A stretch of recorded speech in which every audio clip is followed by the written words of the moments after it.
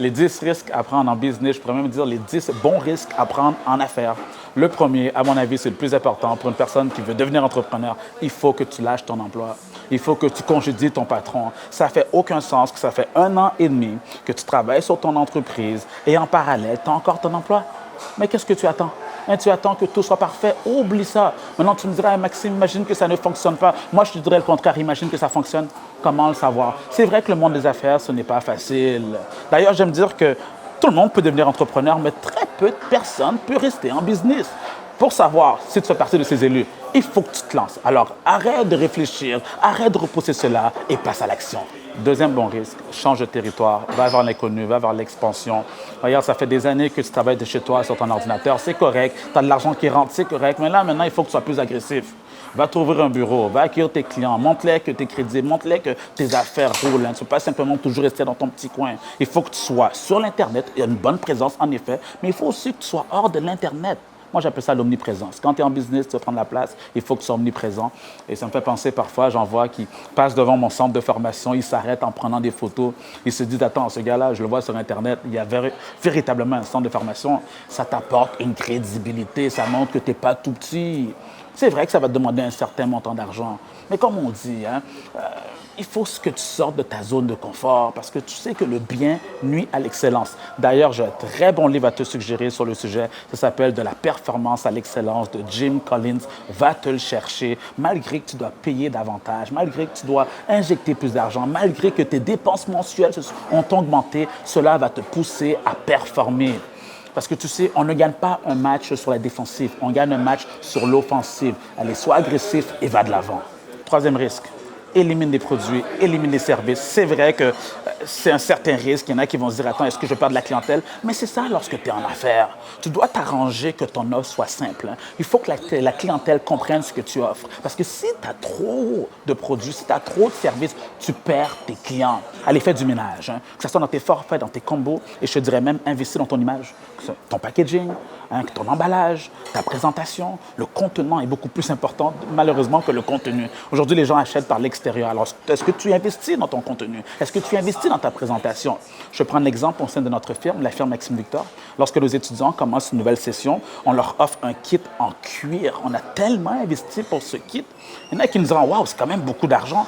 Mais c'est ça. Lorsque tu prends ton entreprise au sérieux, tu investis dans ton image de marque. Alors, travaille ton image de marque. Et ça, tu devras le faire constamment. Pourquoi? Parce que la seule constance qui existe dans ce monde, c'est le changement. Quatrième risque à prendre que je ne conseille pas, c'est de demander un prêt pour démarrer une entreprise.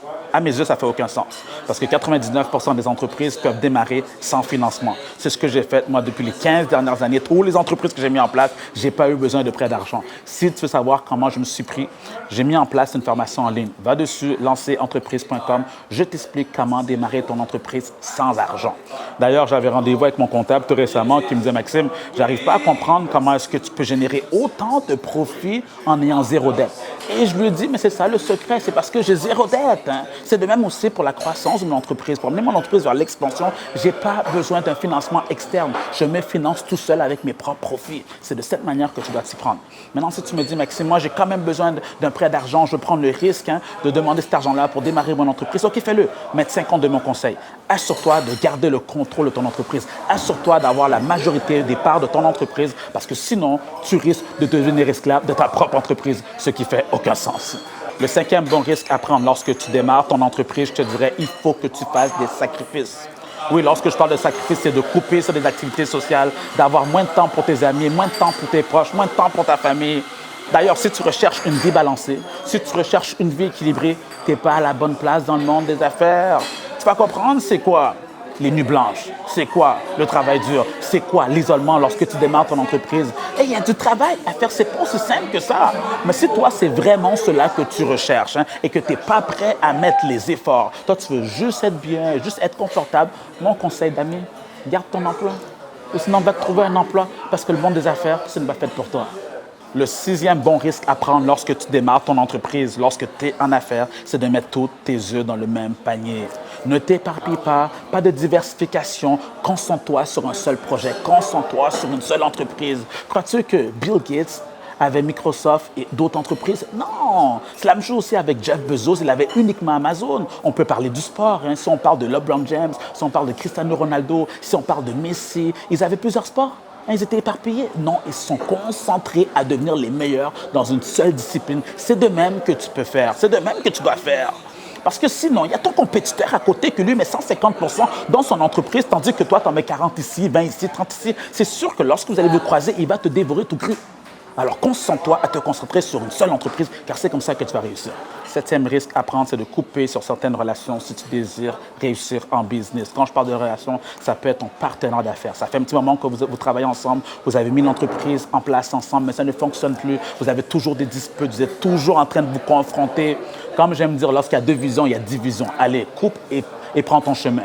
Depuis aussi, c'est de même avec ton staff, hein, avec ton assistante, avec ton comptable, avec ton avocat, avec ton graphiste, avec la personne même qui fait des vidéos. Même si ça fait des années que vous travaillez ensemble, si tu te surprends à parler trop souvent négativement de cette personne-là, dis-lui au revoir. Dis-lui, c'est fini, et va de l'avant. Le temps, c'est de l'argent, le temps est précieux. Tu vas passer tes journées à te disputer. Et c'est de même aussi avec des clients. Et des clients qui sont compliqués. Hein? C'est pas parce qu'un client te paye correctement, te paye bien, que tu peux te permettre qu'il te parle n'importe comment. Si ce client te traite comme de la merde, je te donne la permission, mets-le de côté, réfère-le à quelqu'un d'autre. Et là, ça c'est un sujet délicat, il faut que j'en parle. Ton partenaire de vie. Oui, ton partenaire de vie. Si tu vis avec quelqu'un, tu es en relation avec quelqu'un, cette personne ne t'encourage dans rien.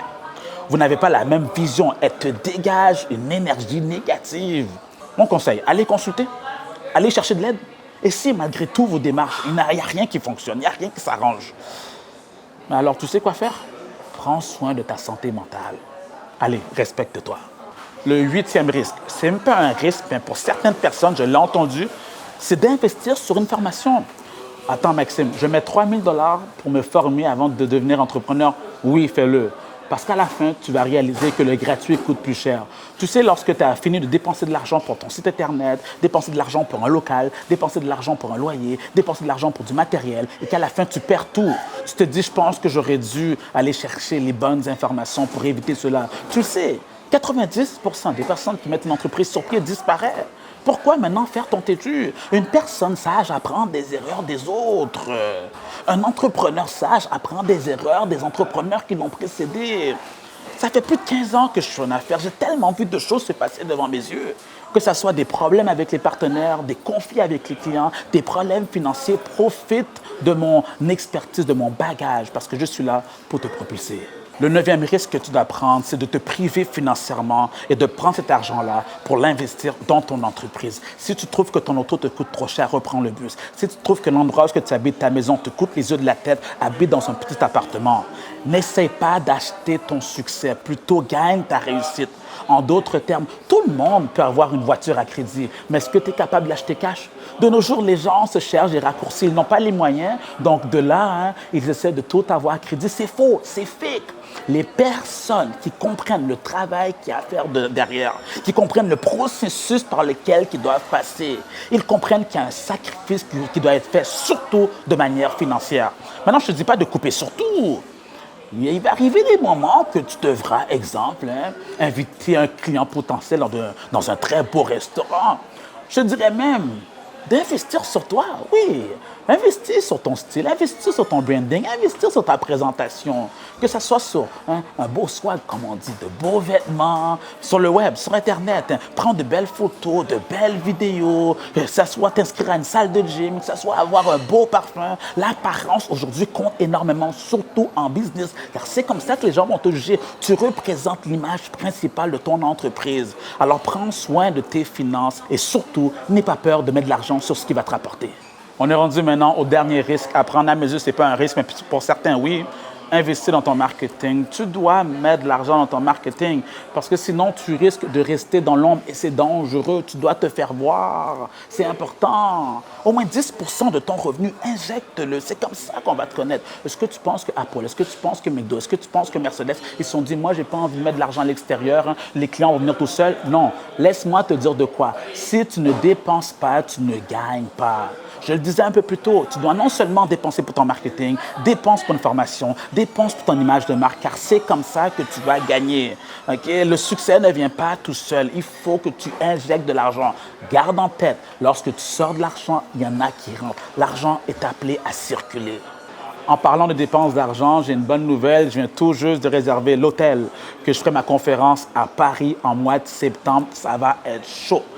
Déjà, vous les Français, vous avez tout cassé en gagnant la Coupe du Monde. On va continuer sur ce rythme-là. Alors, pour avoir plus d'informations sur ma conférence qui va se passer prochainement, j'ai mis le lien sous la vidéo. Allez dessus, allez vous inscrire. On va passer un très beau moment ensemble. On va parler de business, on va parler d'argent, on va parler de croissance personnelle. Ça va être incroyable. J'ai également ma tournée qui va continuer. J'ai d'autres pays, bien sûr, à visiter, tels que le Cameroun, RDC, Bénin. J'ai également aussi Haïti, j'ai la Belgique. En tout cas, juste restez connectés et surtout, n'ayez pas peur de prendre des risques, car c'est comme ça que vous serez propulsé. C'était Maxime Victor pour vous inspirer et vous motiver à vous surpasser.